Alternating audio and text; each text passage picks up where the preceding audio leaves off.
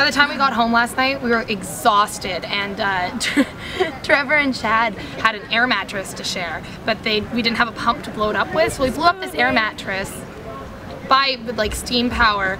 Honest to God, the fattest air mattress I've ever seen. It was like a double on top. This tall, hugely wide. It took so long to blow up, and then we got it blown up only to realize there's a gaping hole in it. So the girls all tried to fix it, and it looked like a really good job. And then it ended up Chad took one for the team, and he slept on the ground on some pillows and stuff. And Trevor woke up in the morning, and he was on the ground, and there was a little bit of air kind of up on the sides. Also, Trevor had a horrible sleep because he's allergic to cats, and there's a cat at the house sitting place. So all night he's like, and the cat's like only going to him, and he has like paws on his face. Poor guy. Yeah. And so now we're downtown. We actually just looked at the Kensington Palace, and we're walking on this nice little pathway here, and we walked by a bunch of the London ambassadors, and they're handing out London maps and everything like that, and they're like, why do you have a guitar? And we're like, oh, well, we're actually performers. And they're like, well, we can't give you anything, but you want to play music for us? And so we just played a song for them, and a bunch of them danced with us and everything like that. And then one of the guys is going to send it off to some big shot. Yeah, some guy named Boris. We should do our research. I think he might be the mayor, but I'm really not sure. I shouldn't have said that, because I'm going to look like an idiot when he's not. 1 minute, you are an ambassador for London. So now we're going to go off, try to find a Wetherspoons for Joey. And we're going to try busking. Last night I went busking because the sound check was so late, so I just decided to make better use of the time. And so I went busking for 20 minutes in Camden. I made like 14 pounds in 20 minutes. So that was without Brianne. We're gonna try together. It's really windy. She doesn't like me. She's wearing see-through underwear. That might help us.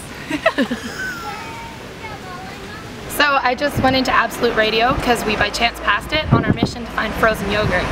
And I dropped off my CD, talked to a very nice lady at the front desk named Karen, who's gonna pass it on to the program director. So that's kind of cool, but I didn't get to meet the program director.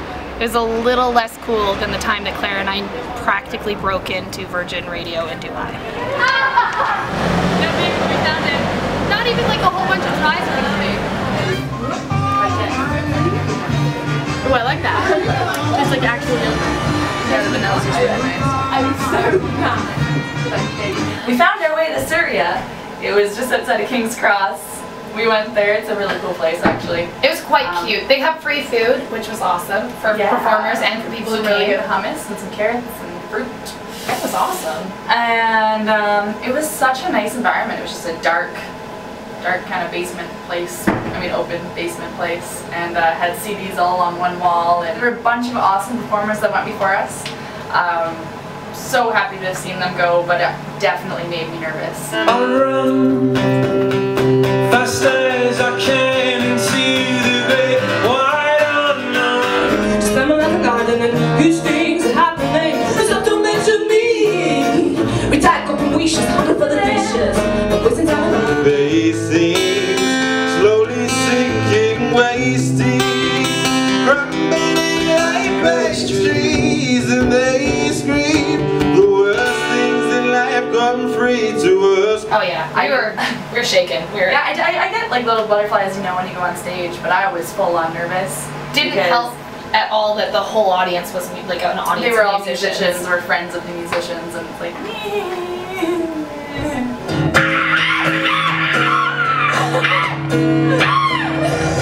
We're not even exaggerating. As soon as the solo stops, they shut up. They honestly did, and we just thought it was the best thing ever. And I'm really glad you guys haven't left by now.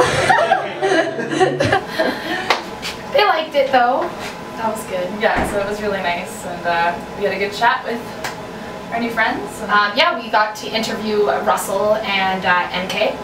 And so we took a while interviewing them after our performance, and we actually cut it a little bit closer than we should have for catching our train home. Yeah. The last bus we thought was at 11:43. Yes, 11:43, and we're at King's Cross. We had, well, by King's Cross, it's probably like a 10-minute walk. I know. Okay. It's time to go. Basically, we're going to be late. Yes! We need to run. Or like a 6 minute. 6-minute run. Yeah. Anyways, we're basically on this train and we thought we had to go like 4 stops over to get off and then backtrack up to our spot. But when we got to, I think it was London Bridge, I was like, the doors were shutting when I was saying this. I was like, wait a second, London Bridge connects to Waterloo. And everybody goes, what? Everybody stands up to get out and the doors like do this. They shut right in front of us and they But Katie goes like this.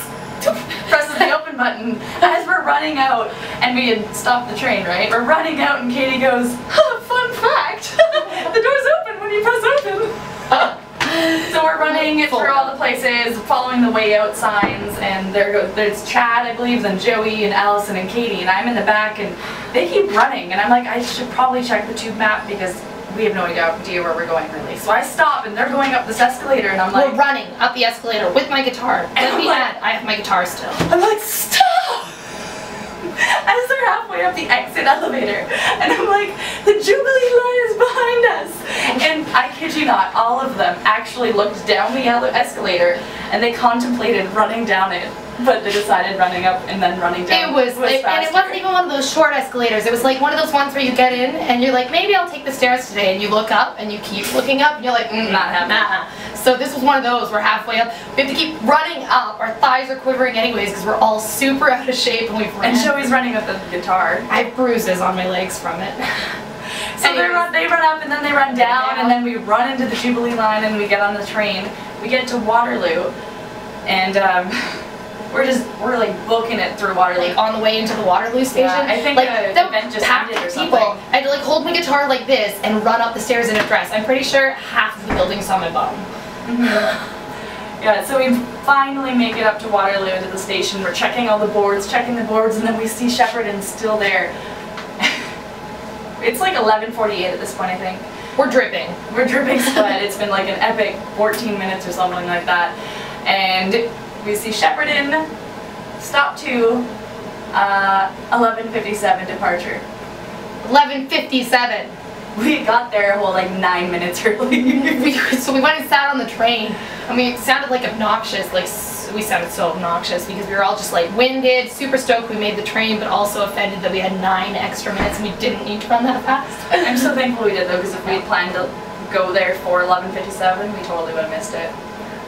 So good job on everybody. Yeah. You guys were like booking it, and then Joey was like with her guitar, and I'm like running with Joey, and then Chad's way up ahead because he's trying to film us, and I'm like, no, and like I was like right behind you, and then my shoe fell off.